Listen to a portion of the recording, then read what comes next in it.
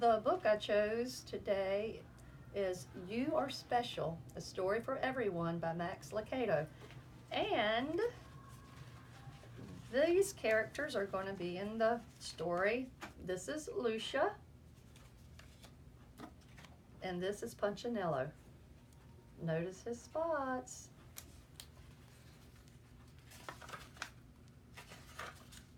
The Wemmicks.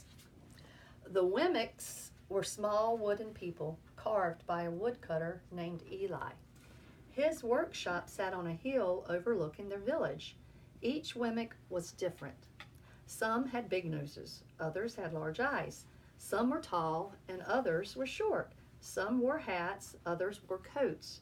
But all were made by the same carver, and all lived in the village.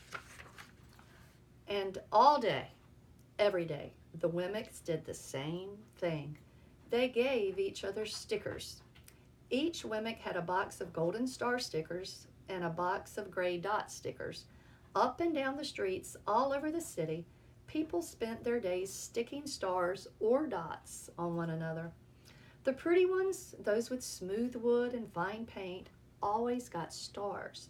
But if the wood was rough or the paint chipped, the Wemmicks gave dots. The talented ones got stars too. Some could lift big sticks high above their heads or jump over tall boxes. Still, others knew big words or could sing pretty songs. Everyone gave them stars. Some Wemmicks had stars all over them. Every time they got a star, it made them feel so good. It made them want to do something else and get another star. Others, though, could do little. They got dots. Punchinello was one of these. He tried to jump high like the others, but he always fell.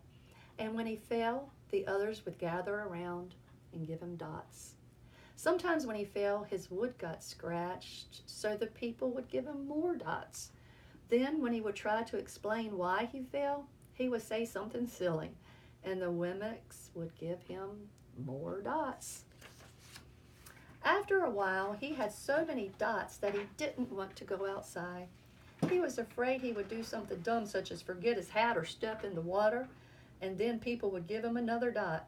In fact, he had so many gray dots that some people would come up and give him one for no reason at all. And here he is, once again, Punchinello.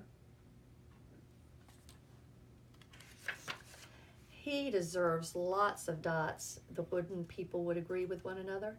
He's not a good wooden person. After a while, Punchinello believed them. I'm not a good Wemmick, he would say. The few times he went outside, he hung around other Wemmicks who had a lot of dots. He felt better around them. Lucia. And notice Lucia, no dots. One day, Punchinello met a Wemmick who was unlike any he'd ever met. She had no dots or stars. She was just wooden. Her name was Lucia. It wasn't that people didn't try to give her stickers. It's just that the stickers didn't stick. Some of the Wemmicks admired Lucia for having no dots, so they would run up and give her a star, but it would fall off. Others would look down on her for having no stars, so they would give her a dot, but it wouldn't stay either. That's the way I want to be, thought Punchinello. I don't want anyone's marks. So he asked the stickerless Wemmick how she did it. It's easy, Lucia replied. Every day I go see Eli. Eli? Yes, Eli, the wood carver. I sit in the workshop with him. Why? Why don't you find out for yourself? Go up the hill, he's there. And with that, the Wemmick who had no stickers turned and skipped away. But will he want to see me? Punchinello cried out. Lucia didn't hear. So Punchinello went home. He sat near a window and watched the wooden people as they scurried around, giving each other stars and dots. It's not right, he muttered to himself, and he decided to go see Eli, the wood carver. Punchinello walked up the narrow path to the top of the hill and stepped into the big shop.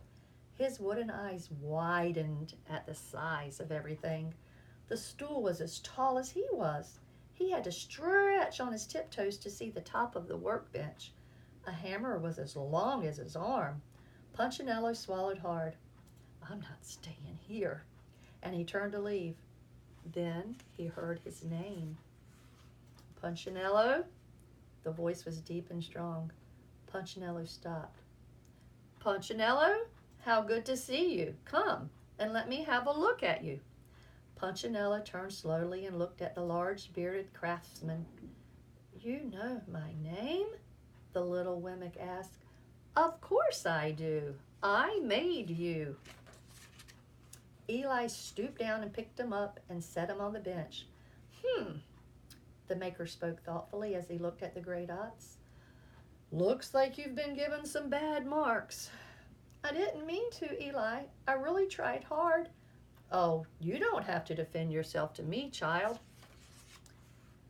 I don't care what the other Wemmicks think." "You don't?" "No, and you shouldn't either. Who are they to give stars or dots? They're Wemmicks just like you. What they think doesn't matter, Punchinello. All that matters is what I think, and I think you are pretty special." Punchinello laughed. "Me special? Why, I can't walk fast. I can't jump. My paint is peeling. Why do I matter to you?" Eli looked at Punchinello, put his hands on those small wooden shoulders, and spoke very slowly. "Because you're mine. That's why you matter to me." Punchinello had never had anyone look at him like this, much less his maker. He didn't know what to say. "Every day I've been hoping you'd come," Eli explained. "I came because I met someone who had no marks," said Punchinello. "I know. She told me about you." "Why don't the stickers stay on her?" The maker spoke softly. "Because she has decided that what I think is more important than what they think. The stickers only stick if you let them." "What?" "The stickers only stick if they matter to you. The more you trust my love, the less you care about their stickers." "I'm not sure I understand." Eli smiled. "You will, but it'll take time. You've got a lot of marks. For now, just come to see me every day and let me remind you how much I do care." Eli lifted Punchinello off the bench and set him on the floor. "Remember," Eli said as the Wemmick walked out the door, "you are special because I made you, and I don't make mistakes." Punchinello didn't stop, but in his heart he thought, "I think he really means it." And when he did, a dot fell to the ground. The end.